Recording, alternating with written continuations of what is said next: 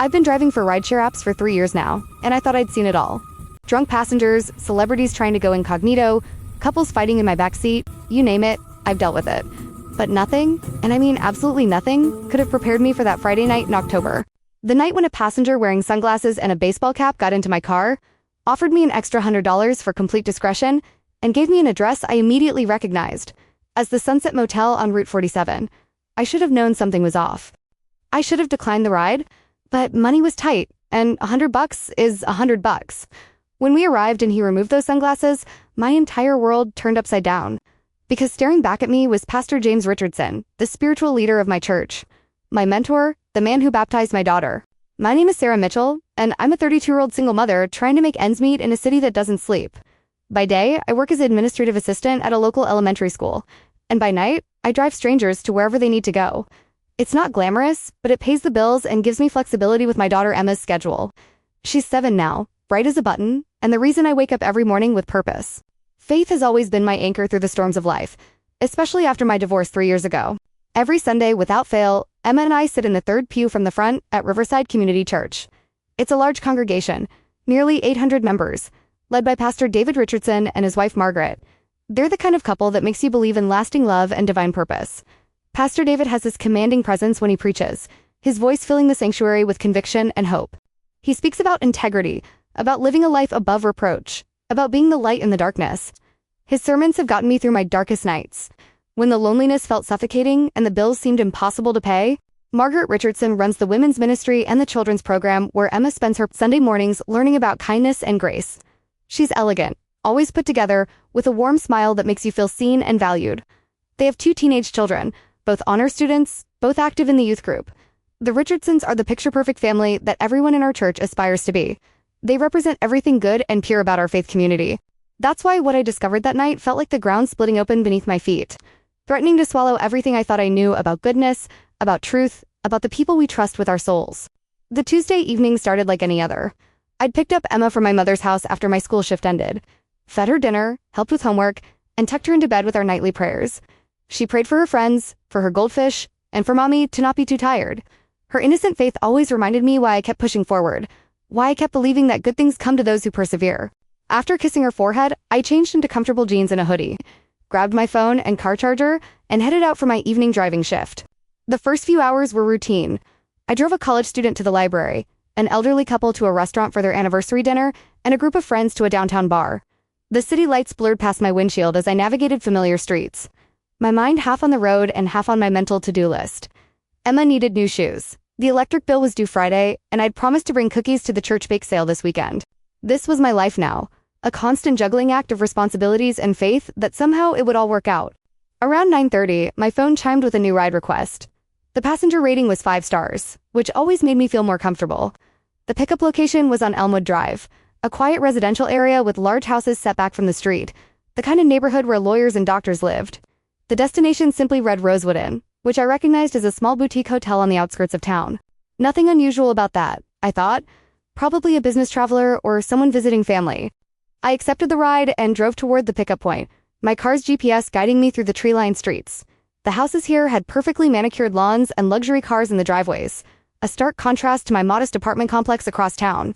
As I approached the pin location, I noticed it wasn't directly in front of any house, but rather at the corner, near a bus stop where the streetlight cast long shadows.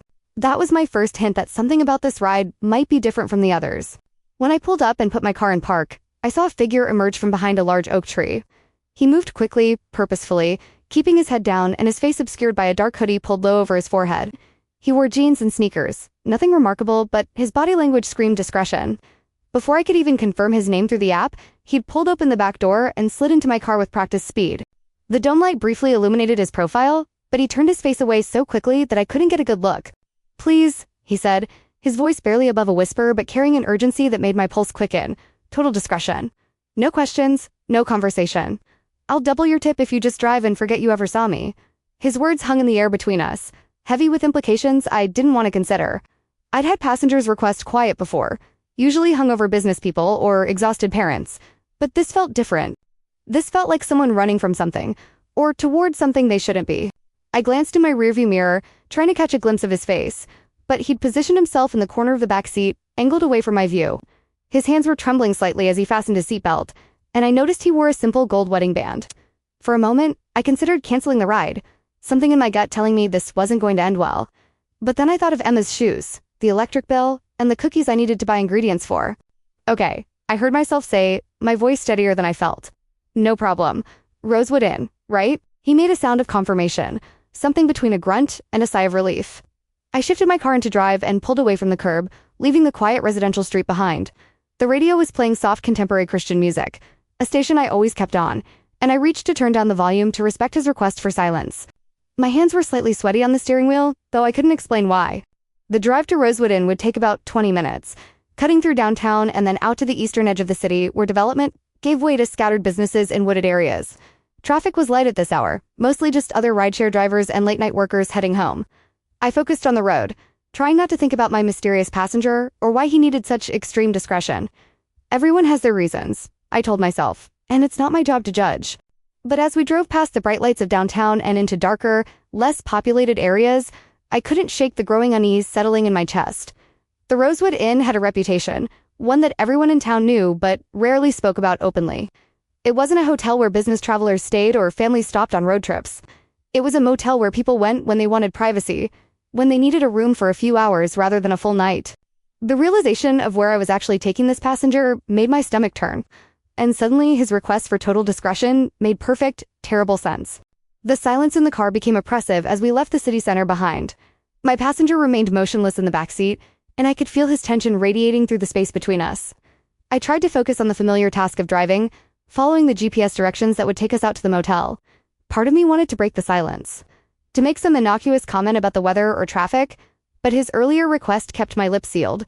The Christian music station played softly, a worship song about grace and redemption that now felt almost ironic, given where we were headed. As the streets became less familiar and more desolate, my mind raced with possibilities about who this man might be and what situation he was getting himself into.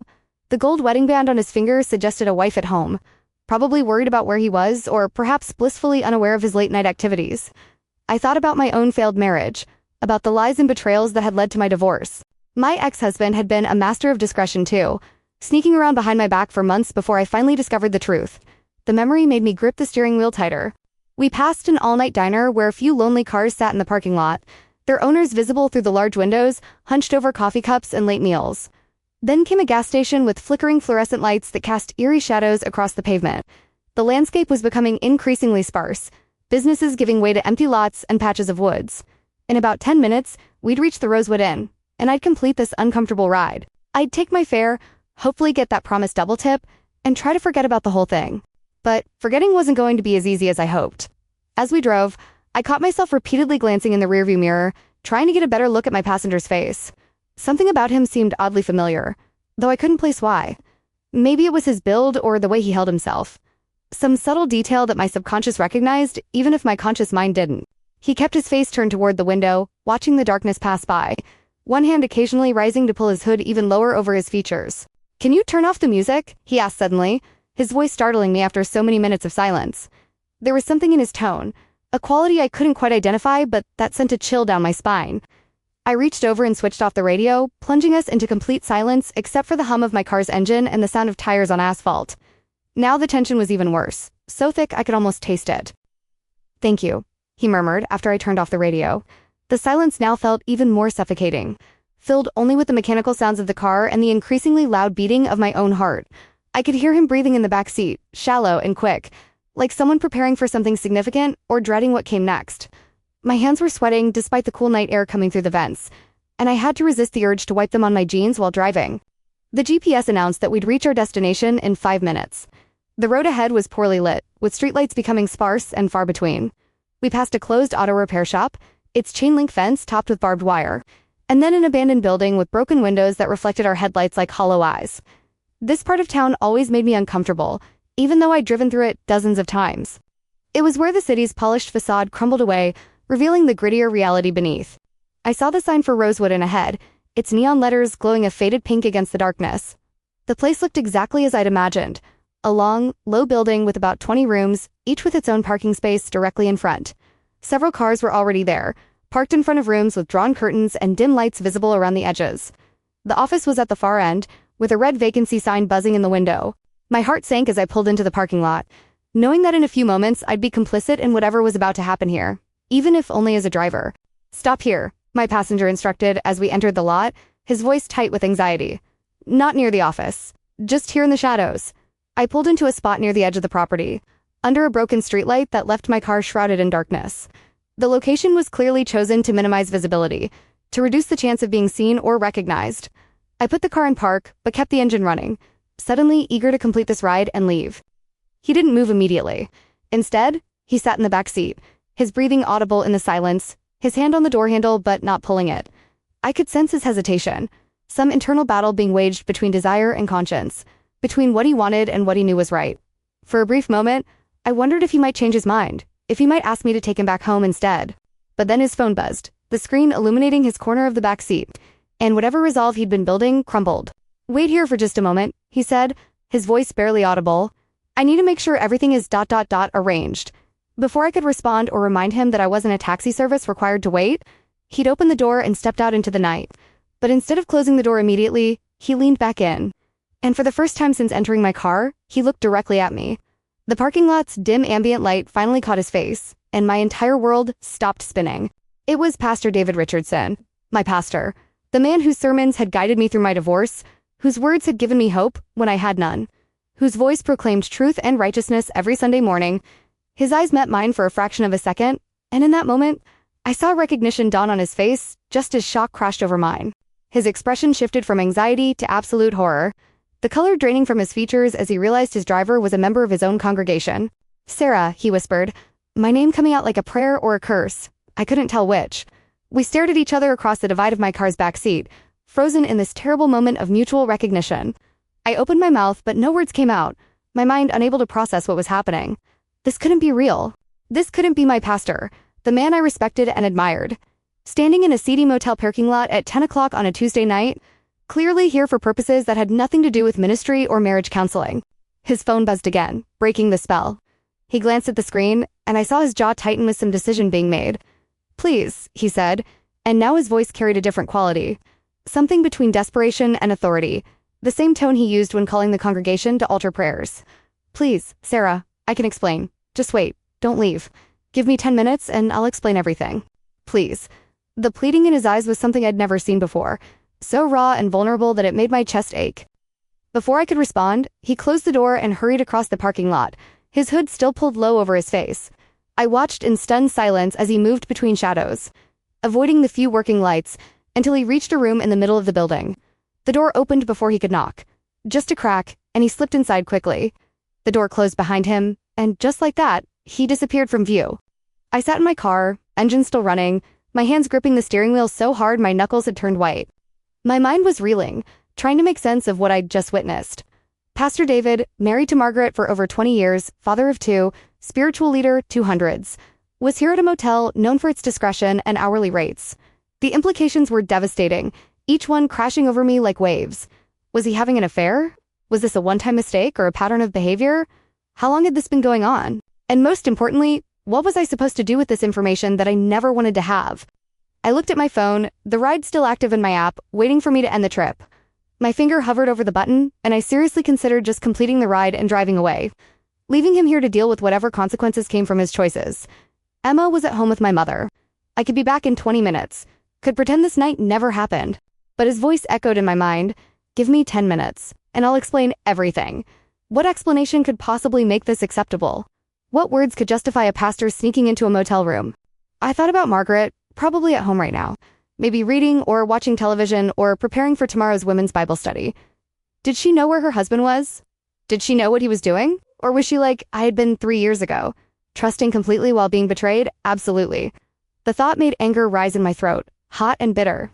I remembered that feeling of discovering my husband's infidelity, the way it had shattered my sense of reality and self-worth. No one deserved that pain, especially not someone as kind and dedicated as Margaret. The minutes ticked by slowly, each one feeling like an hour. I watched the motel room door, seeing nothing but the curtains drawn tight across the window and the faint glow of lamplight around the edges. What was happening in there? Who was he with? My imagination provided unwanted answers, each one making me feel sicker. I noticed other cars in the lot, wondered about their stories, about the web of deception and desire that brought people to places like this. How many other wives, how many other families were being betrayed tonight? 10 minutes passed, then 15.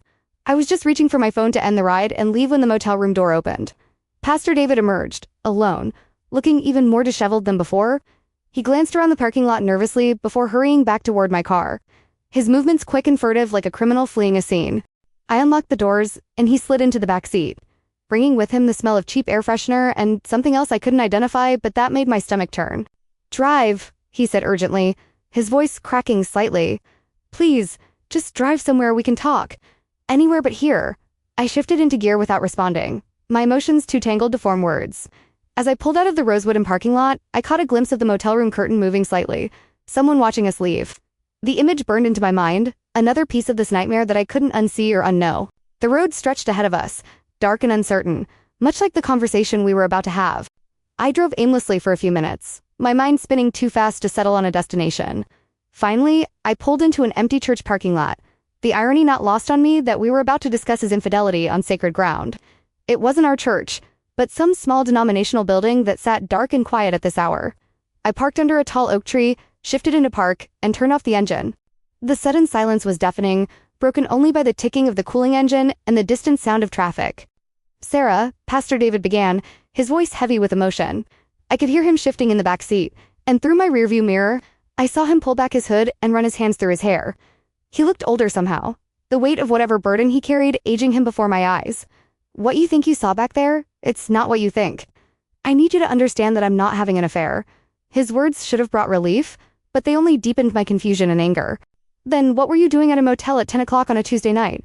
I asked, my voice sharper than I intended. I turned in my seat to look at him directly, no longer willing to speak to his reflection in the mirror. "What possible explanation makes this okay? Pastor, you're married. You're a spiritual leader. You preach about integrity every Sunday, and now I find you sneaking into a motel room? What am I supposed to think?" My hands were shaking, and I clasped them together in my lap to hide the tremor. He closed his eyes, and in the dim light from a distant street lamp, I saw his face contort with pain. "I'm helping someone," he said quietly. "Someone who has nowhere else to turn. No one else who will help without judgment or conditions. What I'm doing isn't about lust or betrayal. It's about ministry, about reaching people where they are, even if where they are isn't acceptable to polite society." His words were carefully chosen, but they raised more questions than they answered. "Who were you helping?" I pressed, my skepticism evident in my tone. "And why all the secrecy? Why not tell Margaret? Why sneak around like you're doing something wrong if you're really just ministering to someone?" The questions poured out of me, fueled by my own painful memories of being lied to, of having my trust exploited. I'd heard every excuse, every justification, every carefully worded half-truth that cheaters told themselves and others. I wasn't going to be fooled again, not even by a pastor. Pastor David was quiet for a long moment, his internal struggle visible on his face. "The person I'm helping is someone from our congregation," he finally said. "Someone who's in a terrible situation, trapped in a life they never chose and don't know how to escape. They came to me months ago, desperate and afraid, and I've been helping them find a way out, but the nature of their situation requires absolute discretion. Sarah, if the wrong people found out, this person's life would be in danger." His explanation sounded rehearsed, like something he'd prepared in case he ever got caught. But there was also a ring of sincerity in his voice that I couldn't entirely dismiss. "Why meet at a motel then?" I challenged. "Why not your office at the church? Why not somewhere that doesn't look exactly like what people would assume it is?" I watched his face carefully, looking for the telltale signs of deception I'd learned to recognize during my divorce. "Because this person can't be seen meeting with me publicly," he explained, leaning forward slightly. "Their situation involves people who watch them, who control where they go and who they see. A motel is anonymous, forgettable, the kind of place where no one asks questions or remembers faces. It's not ideal. I know how it looks, but it's the only safe option we have. And before you ask, Margaret knows. She knows everything, and she's been helping me figure out how to handle this situation." His claim that Margaret knew should have eased my suspicions, but instead it raised new doubts. If his wife knew and approved, why the extreme secrecy with me? Why the hooded disguise and the desperate plea for discretion? "If Margaret knows, then you won't mind if I call her right now to verify your story," I said, pulling out my phone. It was a test, one I'd learned from my own experience. Liars panic when you threaten to contact the people they claim are in on their secrets. Honest people welcome the verification. Pastor David's reaction surprised me. Instead of panic or protest, he simply nodded and pulled out his own phone. "Please do," he said, his voice weary but steady. "Call her. She'll confirm everything I've told you. In fact, she'll probably be relieved that someone else knows and can help share this burden." We've been carrying this alone for too long."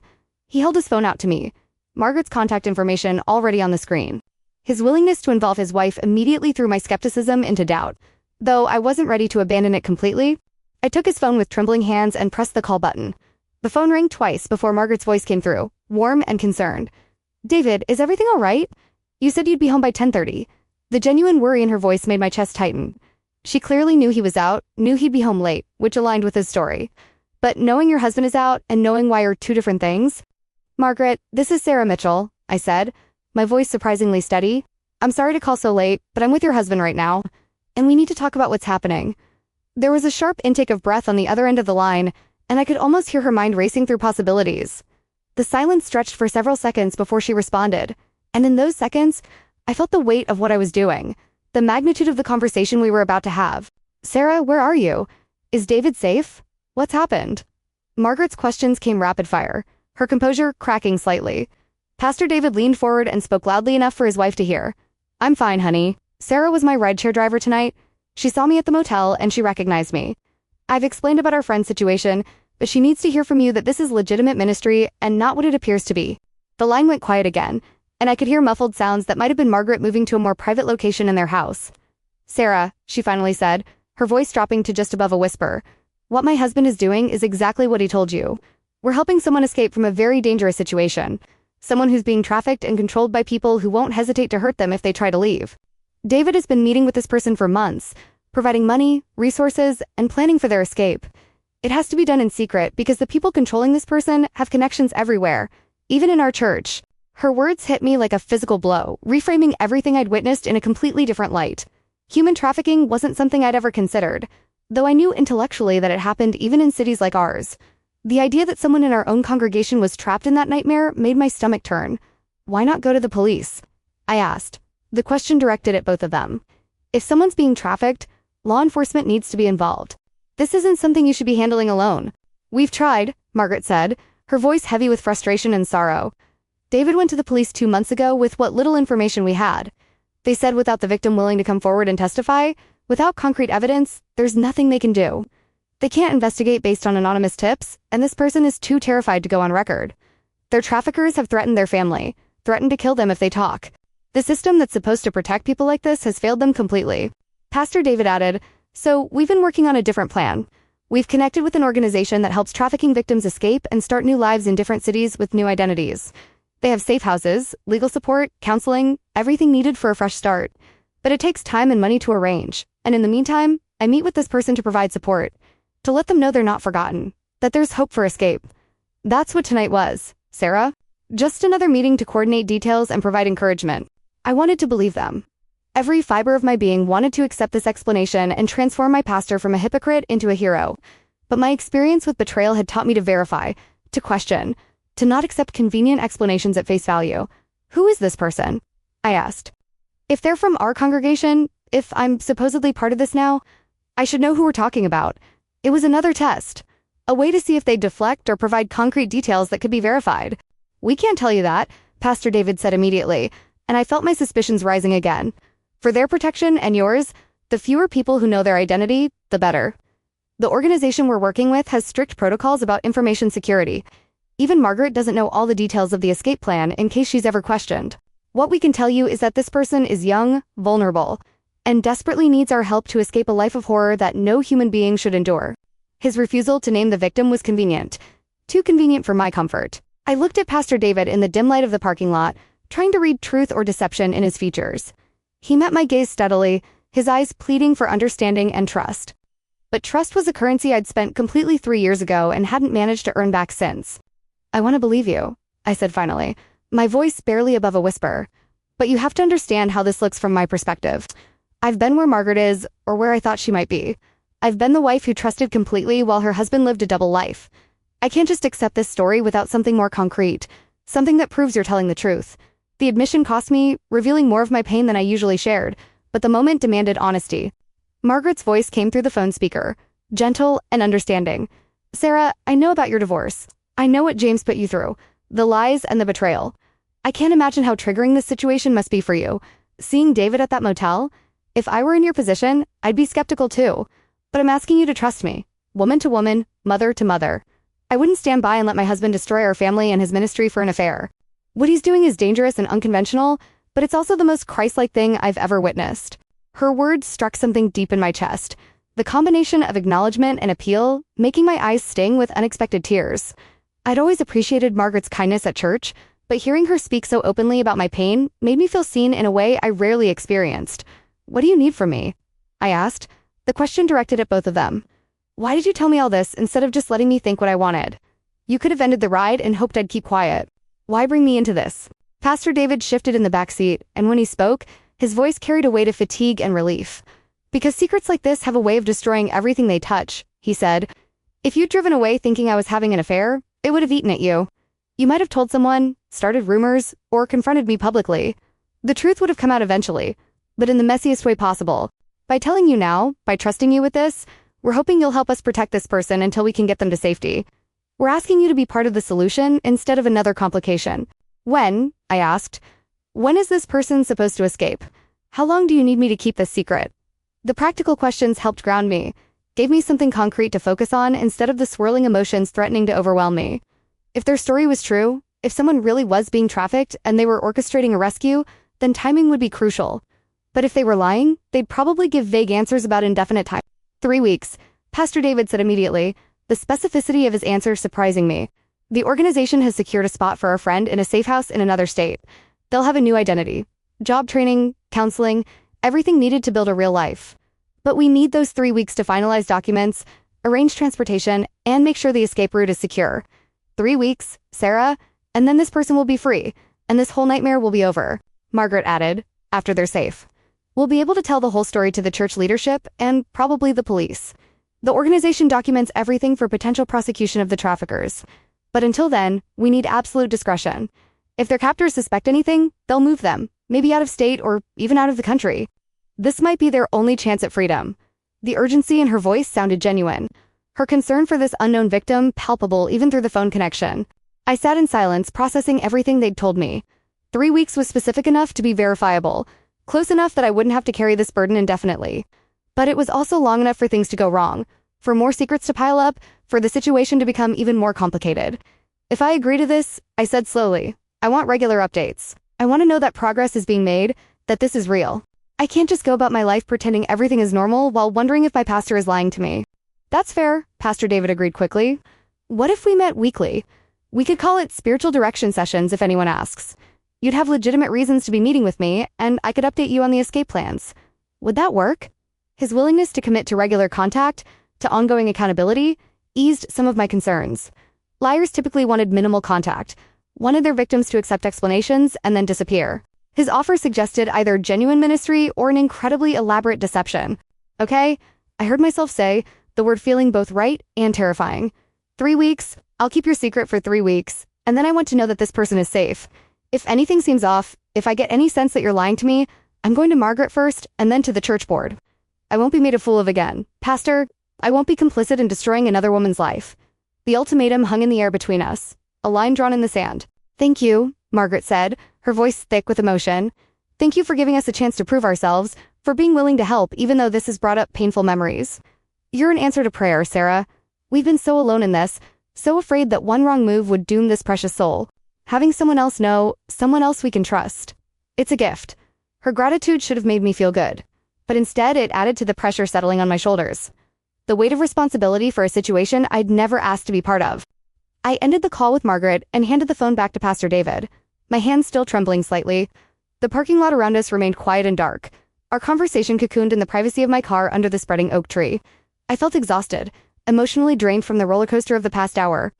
What had started as a routine rideshare pickup had transformed into something that would change my relationship with my church, my faith, and my understanding of ministry forever. "I should take you back to your car," I said, starting my engine. The practical need for action gave me something to focus on besides the chaos in my mind. "Where did you park?" Pastor David gave me an address a few blocks from where I'd originally picked him up. Another quiet residential street where his vehicle wouldn't draw attention. As I drove through the nearly empty streets, the city felt different somehow, like I was seeing it through new eyes that understood the darkness hiding behind everyday facades. We rode in silence, both of us too drained for small talk or further explanations. I kept replaying the conversation in my mind, analyzing every word and inflection for signs of deception or truth. The part of me that had been devastated by my husband's lies screamed warnings, insisted that I was being manipulated by a skilled liar who knew exactly which emotional buttons to push. But another part, the part that still believed in goodness and redemption, wanted desperately to believe that Pastor David was genuine, that people really could be heroes instead of hypocrites. When I pulled up next to his car, a modest sedan parked in the shadows between streetlights, he didn't immediately get out. "Sarah," he said, his voice heavy with sincerity, "I know this is a lot to process. I know we're asking you to trust us when you have every reason not to trust anyone. If you need to talk, if you have doubts or questions, please call me. Don't let this fester in silence." That's how faith dies. In the quiet spaces where doubts grow unchecked, his pastoral instincts were showing. His concern for my spiritual well-being, genuine even in the midst of his own crisis. "I will," I promised, though I wasn't sure if I meant it. Part of me wanted to retreat into myself, to process this alone the way I'd processed so much of my pain over the past 3 years. But I was tired of being alone, tired of carrying everything by myself.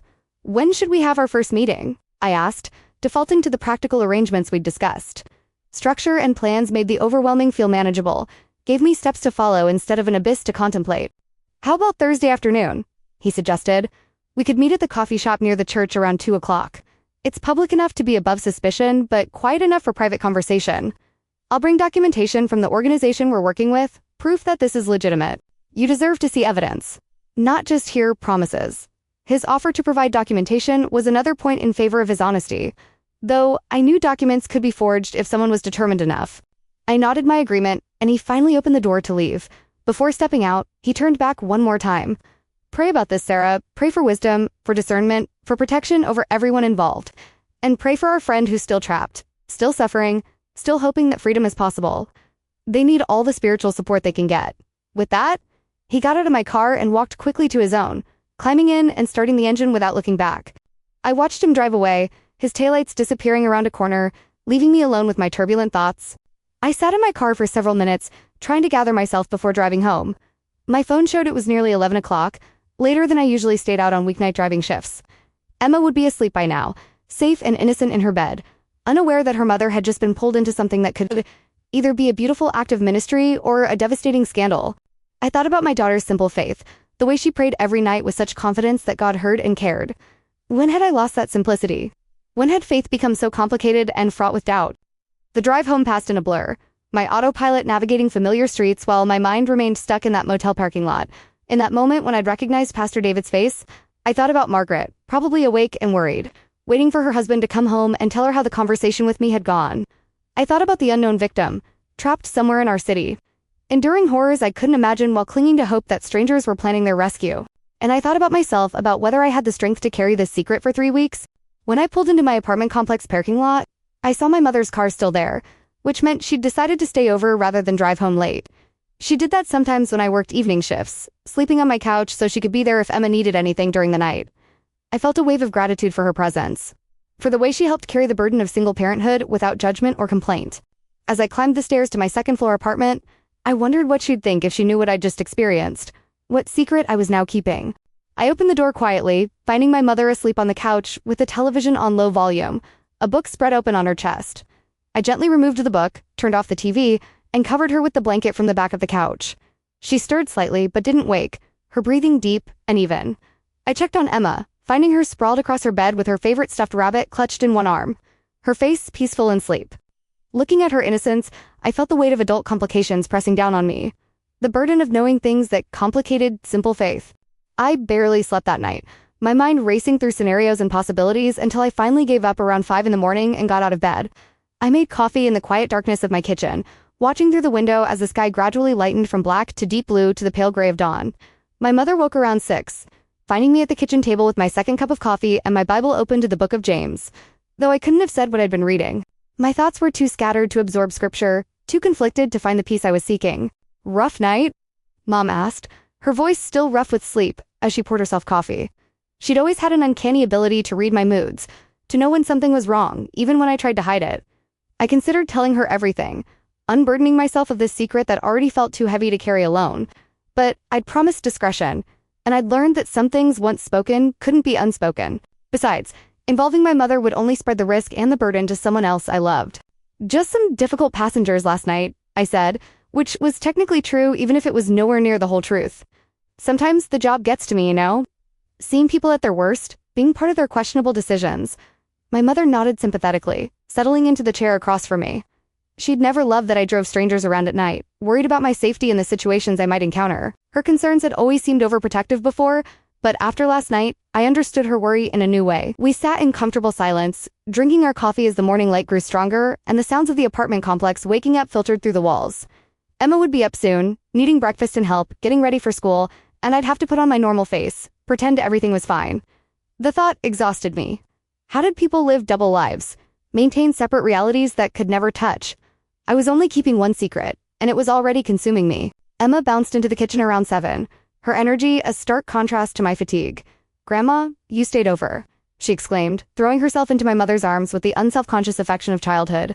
Watching them together, I felt tears prick my eyes for no reason I could articulate. Maybe it was exhaustion, or maybe it was the weight of knowing that evil existed close enough to touch our lives. That someone Emma's age or not much older was trapped in a nightmare while we sat in our safe kitchen, eating breakfast. I got through the morning routine on autopilot, making lunches and checking homework and braiding Emma's hair with hands that still remembered the motions even when my mind was elsewhere. My mother left for her own home after breakfast, and I drove Emma to school. Listening to her chatter about an upcoming field trip and a friend's birthday party, her world was so beautifully simple, filled with age-appropriate concerns and innocent joys. I prayed silently as I drove that she'd never have to know about the darkness I'd glimpsed last night, that her faith could remain uncomplicated and pure. After dropping Emma at school, I went to my own job at the elementary school, settling into my desk in the office with a sigh of relief. Work was predictable, manageable, filled with tasks that had clear solutions and expected outcomes. I answered phones, filed paperwork, helped parents with enrollment questions, and for a few hours, I could almost forget about motels and secrets and impossible choices. But every time there was a lull, every time my hands weren't busy, my mind returned to the question that had haunted me all night. Was I doing the right thing? Lunchtime found me in my car in the school parking lot, too emotionally drained to face the break room small talk. I pulled out my phone and opened my search browser, typing in human trafficking signs and how to help trafficking victims. The results were overwhelming. Page after page of statistics and stories and warnings that made my stomach turn. I learned that trafficking happened everywhere, that victims often hid in plain sight, that the people helping them had to operate carefully to avoid alerting the traffickers. Everything I read supported Pastor David's story, but it also showed me how easily that story could be fabricated by someone who'd done their research. I found the websites of several organizations that helped trafficking victims escape and start over, exactly like Pastor David had described. Their protocols emphasized security, discretion, and protecting the victim's identity at all costs. They warned that well-meaning people often endangered victims by going to authorities too soon or sharing information too broadly. Reading this, I understood why Pastor David and Margaret had been operating in secret, why they couldn't tell me the victim's name or more details about the escape plan. But understanding didn't make it easier to trust. My phone rang, making me jump. It was an unknown number, and I almost didn't answer, but something made me pick up. "Sarah, it's Margaret Richardson." Her voice came through, warm and concerned. "I hope you don't mind me calling. David gave me your number. I wanted to check on you, see how you're doing after last night. I've been praying for you since we talked." Her genuine concern touched something in me, making the tears I'd been holding back all morning finally spill over. "I'm struggling," I admitted, my voice breaking as I spoke the truth out loud for the first time. "I want to believe you and Pastor David. I really do. But my experience has taught me to question everything, to not trust at face value. I keep going back and forth between thinking you're doing something heroic and thinking I'm being manipulated. I don't know how to reconcile what I saw with what you're telling me, and it's tearing me apart." The confession poured out of me, all the anxiety and doubt I'd been carrying alone finally finding voice. Margaret was quiet for a moment, and when she spoke, her voice was thick with emotion. "Sarah, I'm going to tell you something I've never told anyone outside of my immediate family. 5 years ago, my niece disappeared from college. She was a freshman, bright and beautiful, with her whole life ahead of her. We searched for months, filed police reports, hired private investigators, did everything we could think of. We found her 8 months later, and she'd been trafficked the entire time, moved from city to city, forced to do things that still give me nightmares. Her revelation hit me like a physical blow, recontextualizing everything about their involvement in this situation. Margaret, I had no idea. I'm so sorry, I whispered, fresh tears streaming down my face. She continued, her voice steady despite the pain of the memory. We got her back, but she was never the same. It took years of therapy, years of patience and love before she could even begin to function normally again. That experience changed our family forever. And it's why David and I can't turn our backs on someone who's trapped like my niece was. We have to help, even if it's risky, even if it looks suspicious. We can't save my niece's lost years, but maybe we can save someone else from losing theirs. The authenticity of her pain was undeniable, the raw emotion in her voice, something that couldn't be faked. I felt my skepticism cracking, giving way to something that might have been faith or might have been the desperate need to believe that good people still existed in the world. "What's her name?" I asked. "Your niece. Is she okay now?" Margaret took a shaky breath before responding. "Her name is Christina, and she's doing better. She's married now, has a job she loves, goes to therapy regularly. She's a survivor in the truest sense of the word. But she lives with the scars every day, and so do we." We talked for another 20 minutes. Margaret sharing more details about Christina's ordeal and recovery, about how it had led her and Pastor David to learn about trafficking, to connect with organizations that fought it, to become advocates for victims. She told me about the helplessness they'd felt during those 8 months of not knowing, about the guilt of not recognizing the signs earlier, about the commitment they'd made to never let that happen to someone else if they had the power to prevent it. By the time we hung up, I was crying openly in my car, but the tears felt cleansing rather than despairing. The rest of my workday passed more easily, Margaret's story having settled something in my spirit. I still had questions, still wanted to see the documentation Pastor David had promised, but the crushing weight of suspicion had lifted. When I picked up Emma from school that afternoon, I was able to be fully present with her, listening to her excited chatter about art class and recess without my mind being elsewhere. We stopped for ice cream on the way home, a spontaneous treat that made her squeal with delight, and for those precious minutes, life felt normal and good. That evening, after Emma was in bed, I sat down with my journal, something I hadn't done consistently since my divorce. I needed to process everything, to get the swirling thoughts out of my head and onto paper where I could examine them more objectively. I wrote about the ride to the motel, about recognizing Pastor David, about the conversation with him and Margaret. I wrote about my fears and my fragile, growing trust. And I wrote a prayer asking for wisdom and protection for everyone involved, especially the unknown victim whose freedom hung in the balance. Wednesday passed quietly, a welcome respite from the emotional intensity of the previous 2 days. I worked, took care of Emma, and tried not to obsess about the upcoming Thursday meeting with Pastor David. I'd told my mother. I had a spiritual direction appointment, which was technically true, and she'd happily agreed to pick up Emma from school. As Thursday afternoon approached, I felt my anxiety building again, wondering what documentation he'd bring, what new information I'd learn, whether this meeting would confirm my growing trust or shatter it completely.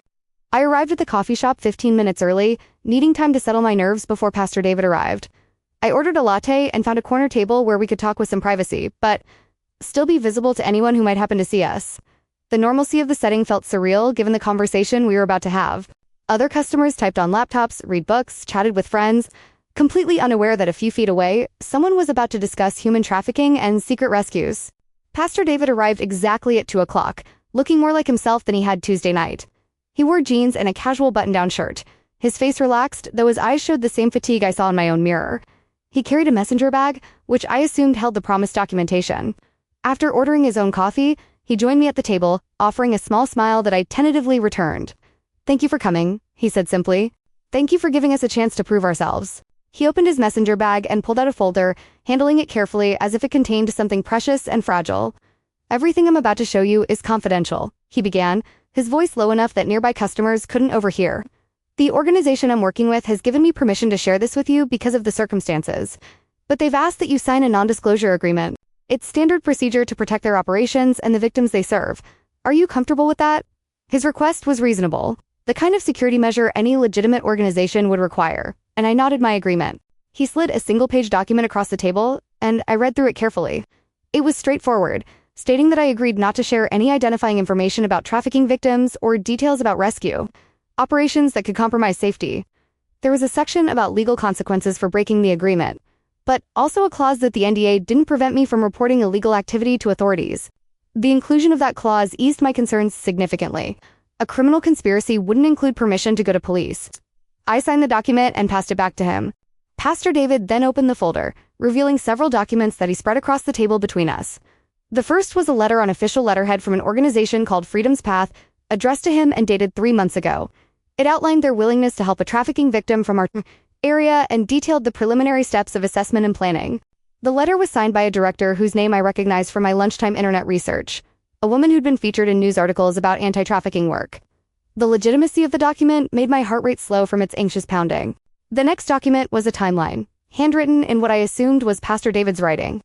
Detailing meetings and progress over the past several months, I saw dates and brief notes. Initial contact: victim reached out through church prayer request box. First meeting: confirmed trafficking situation. Connected with Freedom's Path, began gathering documents for new identity. The timeline showed a pattern of careful, methodical planning rather than the impulsive secrecy of an affair. Each entry was dated and specific, the kind of record-keeping that spoke to genuine ministry rather than deception. He also showed me email exchanges with Freedom's Path, with identifying information blacked out to protect the victim. The emails discussed logistics, funding needs, and safety protocols. I saw one where Pastor David asked about the success rate of their program, and the response detailed statistics about victims who'd successfully rebuilt their lives versus those who'd returned to their traffickers. The honest acknowledgement that not every rescue succeeded made the whole thing feel more real, less like a fairy tale someone had invented to cover their tracks. The escape is scheduled for April 15th, Pastor David said quietly, pointing to a date circled on the timeline. That's 2.5 weeks from now. Freedom's Path has secured housing and a job for our friend in Oregon. They'll have a new identity, complete with social security number, driver's license, and background documentation. It's not witness protection, but it's the civilian equivalent. They'll essentially become a new person, able to start over without the past following them.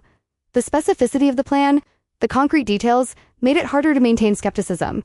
I studied the documents, looking for anything that seemed off or fabricated, but everything appeared legitimate. The letterhead had watermarks. The emails had full headers showing they'd genuinely come from the organization's domain, and the timeline's details were too mundane and boring to be invented. Can you tell me anything about who this person is? I asked, still curious despite understanding the need for secrecy. Just general information, nothing identifying. Are they young? How did they end up in this situation? My questions came from genuine concern, a growing investment in this unknown person's well-being. Pastor David considered for a moment before responding, they're in their early 20s, barely older than my own daughter. They were recruited through what they thought was a legitimate job offer, moved to our city for the opportunity, and then had their documents taken and their freedom stripped away. They've been trapped for almost 2 years, controlled through threats, violence, and psychological manipulation. They're incredibly brave for reaching out for help, and incredibly terrified of what will happen if their escape fails. That's why every detail has to be perfect, why we can't afford any mistakes or leaked information. His description painted a picture that made my chest ache with empathy. Someone barely out of childhood, lured by hope and trapped by evil. Suffering for 2 years while living in the same city where I drove my daughter to school and went to church and complained about minor inconveniences. The realization of how close horror could be to normalcy shook me. How can I help?